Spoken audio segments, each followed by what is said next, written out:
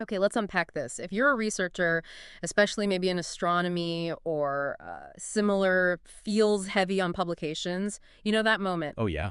Staring at your latex document, needing to cite something, and just facing the bibliography, it can feel like a real workflow bottleneck, can it? Absolutely. Hmm. Managing those citations, getting them right, keeping it efficient, Uh-huh. especially when you're juggling, I don't know, dozens or even hundreds of references, it's a genuine challenge. Right. And when you're prepping that paper for, say, an archive like Arxiv, where your actual source files, Mm-hmm. the latex, figures, the whole lot are compiled and shared, Mm. well, what's in your bibliography file suddenly matters a lot more than just the final PDF. Totally. And today's deep dive is actually based on an article one of you, our listener, shared. It really zeroes in on this specific problem. Hmm. It's framed as a pretty practical guide. Basically, a researcher is sharing their own experiences and insights on how to streamline citation management. Specifically, using the ADS, that's the Astrophysics Data System bibliography within LaTeX. And the core issue the author really tackles is this habit, this very common habit lots of researchers have, of creating their own citation keys right there in the LaTeX file. Yeah, like typing cite Perryman plus 2011 or something similar. You sort of construct a key based on the author and year, maybe? Seems intuitive, doesn't it, at first glance? It does. You think, okay, that's easy enough to remember. Yeah, But the article makes a really compelling case against doing that. I It bet. strongly recommends that you should use the unique standardized 19-character code that ADS assigns to every single publication instead. So for that same paper, the example would be Cite 2011 ANA Tot 5258.65p, quite different. Very different. So our mission really for this deep dive is to understand why. Why is that standard ADS key the recommended way to go? What are the specific headaches it helps you avoid? And then we want to explore the tools and methods the author talks about, the things they use and recommend that can actually genuinely transform this part of your workflow. Think of this as maybe a shortcut to cleaner, more accurate citation management, less pain. That's exactly. Less pain is good. And just a fascinating little detail the author tucked away in the article. Do you know you can often grab the source files for papers directly from ADS? Oh, really? Yeah, apparently if you go to the abstract page, look for an other formats option. Sometimes it can give you the latex file, the figures, the whole package. That's handy. But the author includes a really crucial heads up too. If you share your source files that way, any comments you've left inside the latex code, they're visible. Ah, good to know.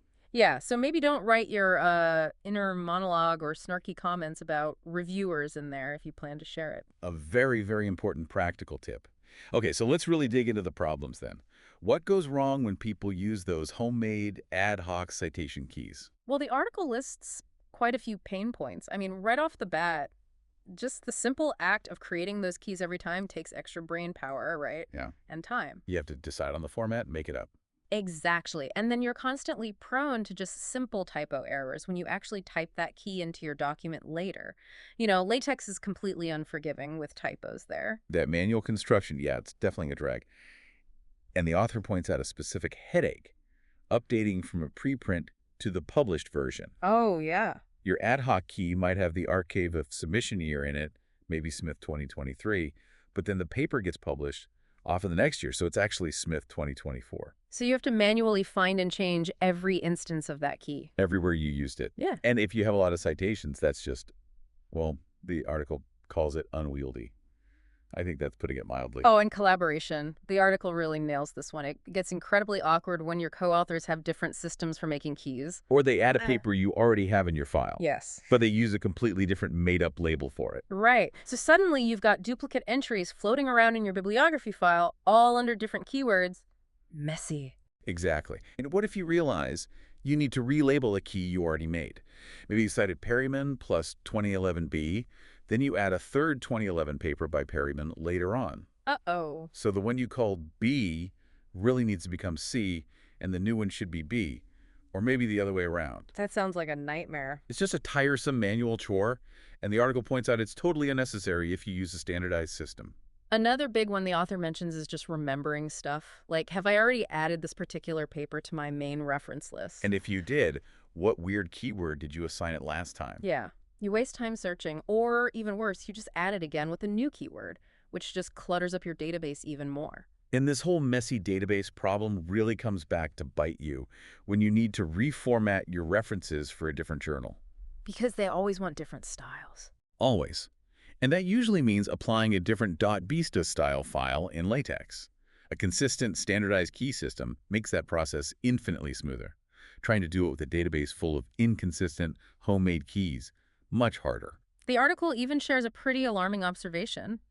Papers using these ad hoc keywords often contain just plain incorrect references. Ouch. How? Well, the author suspects it's because the citation key, like maybe Perryman 2011, accidentally got linked to the wrong paper by the same first author in the database. You just type the key you think is right. And the system grabs the different Perryman 2011 paper because your keys weren't unique or managed carefully. Exactly. So yeah, those are some pretty significant downsides, potential errors you're opening yourself up to with that ad hoc key approach. Definitely sounds like a recipe for frustration. Yeah. But okay, the article then pivots, right? It talks about the powerful advantages of actually embracing that 19-character ADS key. Yes, and the fundamental advantage, the absolute core benefit, is just that the ADS code is inherently unique, like by definition. Every single paper gets one specific, distinct code.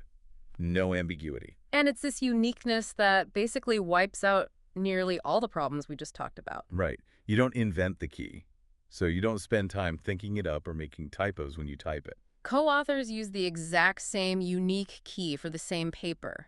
No confusion. There's no need for that painful relabeling if you add another paper from the same year. And finding if an entry already exists in your database becomes incredibly simple because you're just searching for one specific, unique identifier. Yeah, the author notes that in bibliographic database software, when you try to add an entry using the ADS key, if that key's already in there, Software can spot it. it can immediately flag it as a duplicate. So no more accidentally having the same paper listed 5 times under slightly different made-up keys. That alone sounds worth it.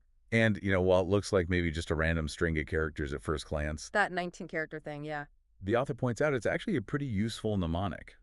It's not random at all. Oh, how so? That code, like 2011 ANA.525@65P, it encodes the publication year, 2011, the standard abbreviation for the journal it appeared in, ANA for Astronomy and Astrophysics, and the first letter of the lead author's surname, P. Huh. Okay. 2011, ANAP. You're right, that is pretty clever. It tells you something right away. It does. But maybe the most compelling advantage, the one the article really highlights, is how using this standard key enables a truly seamless interface between your Latex document and your reference database. Meaning? Meaning it allows you to largely avoid manually typing or copy-pasting that 19-character key every single time you want to cite something in your paper. Okay, that sounds like the dream. How do you get that seamless interface? What's the magic? Well, the article focuses on a specific tool that the author uses, and it's primarily aimed at Mac users. It's called BibDesk. BibDesk. Okay, it's described as an open source application, often comes bundled with MacText, actually. Its whole job is managing and editing your bibliographic information. Gotcha. So it holds your reference list. Exactly. And while the author uses BibDesk on a Mac, they do make a point of mentioning that similar reference managers exist for other operating systems too. They reference a Wikipedia list that includes things like EndNote, Jabref, Mendeley. So there are options out there. Good to know. So what's so great about BibDesk, according to the author? Well, they share that their own BibDesk database has nearly 20,000 entries. Wow. And they apparently experience no efficiency problems, so it seems to scale really well. And importantly, it uses the standard plaintext.bib file format. Which is crucial for Latex, right? And you can open it with anything. Totally. And the integration with ADS is highlighted as being particularly strong. You can go to the ADS website, search for papers, select one or maybe several, and then use the export citation option there to download the data directly as a .bib file. The default name it gives is often something like export-bibtext.bib. Okay, so you get this file from ADS, then what? Then the process is apparently super simple. You just drag that .bib file you just downloaded from ADS straight into your open BibDesk library window. And it just slurps them up. It imports the new entries. And this is where that unique ADS key is crucial again. If you try to drag in a reference that's already in your database. Because it has the same 19-character key. Exactly. BibDesk recognizes it, gives you a warning, and highlights the duplicate entry in red. Makes it really easy to spot and manage those potential duplicates. Nice. What else can you do in BibDesk? The author talks about it having intuitive search functions, being easy to edit entry details like fixing title capitalization, which is a common annoyance. Oh yeah, the all caps titles from some sources. Right, you can assign your own keywords, create custom groups or collections of papers, select entries, reorder your view by different fields like year or This author. is pretty flexible. And there are even panels within BibDesk that can use the ADSERL field, which ADS also includes in the export, to give you a direct link right back to the abstract page on the ADS website from your BibDesk entry. Okay, that's handy for checking details. And a key takeaway here is that your single BibDesk file can basically become your master database.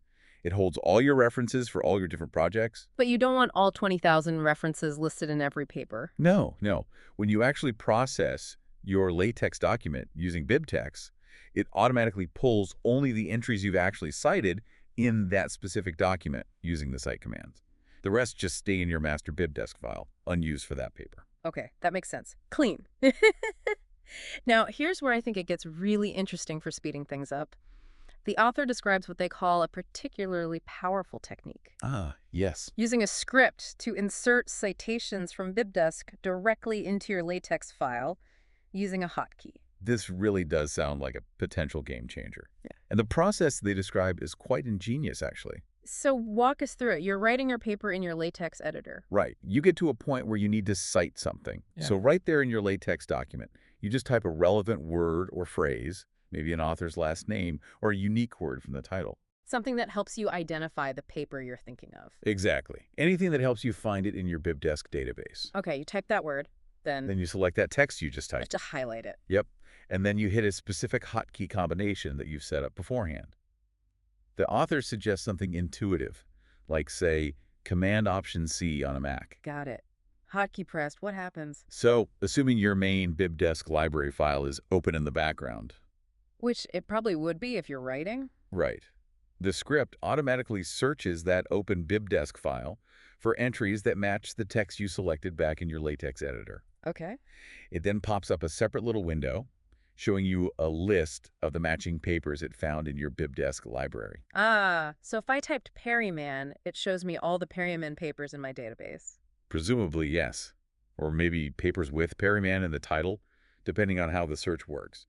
You look at the list it provides, you select the specific paper or maybe multiple papers you want to cite. Click, click. And then, like magic, the correct LaTeX citation command cite 2011 ANA.525A.65P, or maybe cite key 1, key 2, if you selected several, are instantly inserted right back into your LaTeX file, precisely where your cursor was. Wow, okay. So no manually looking up the key in BibDesk, no copying, no pasting, no typing that long string. Exactly. No manual lookup or typing of the 19-character key required at the point of citation.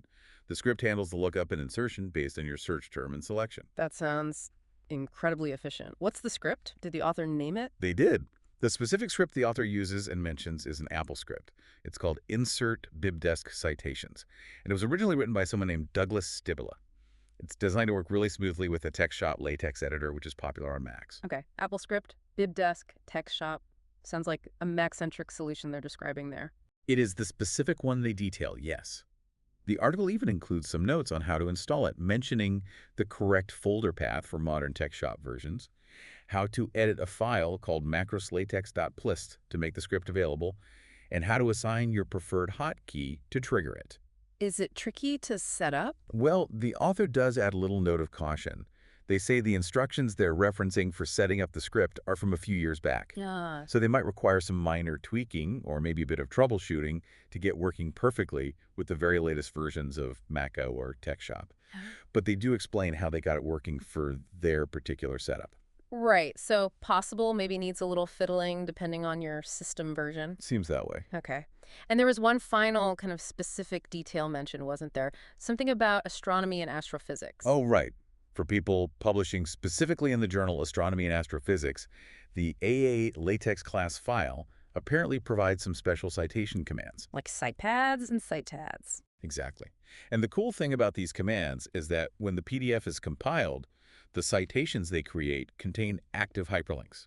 Hyperlinks to where? Straight to the ADS abstract page for that specific paper. Oh, that's neat for the reader. Click the citation, go right to the source info. Very neat. The author does note, though, that you might need some workarounds if you want to cite multiple papers at once using these specific adds commands. They might be designed more for single citations. Okay, good to know. So that pretty much brings us to the end of this deep dive then. I think so. We've seen pretty clearly how relying on those self-created ad hoc citation keys in LaTeX can really, slow you down. And introduce some really painful errors, yeah. Yeah. Especially as your reference list gets bigger or when you're trying to collaborate with others. And then we saw how switching over to using that standardized, unique 19-character ADS key, as laid out so well in the article, really solves those fundamental problems. It creates a much cleaner, more consistent foundation for managing your bibliography. It removes the ambiguity and the manual labor of key creation and maintenance. Exactly. And crucially, we explored how you can combine that foundation with tools like BibDesk, and especially leverage automation scripts like that.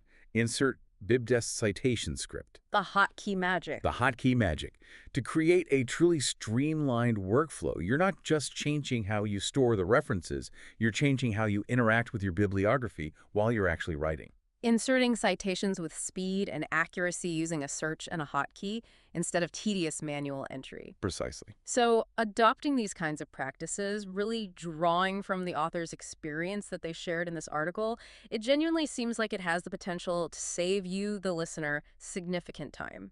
And slash those frustrating errors. Okay. And just made the whole process of collaboration or reformatting for different journals much, much less painful. Yeah, definitely less painful. Which kind of leaves us with the thought that the article's author posed at the end, really directed at you, the listener, especially if you work with astronomy or similar bibliographies. Right.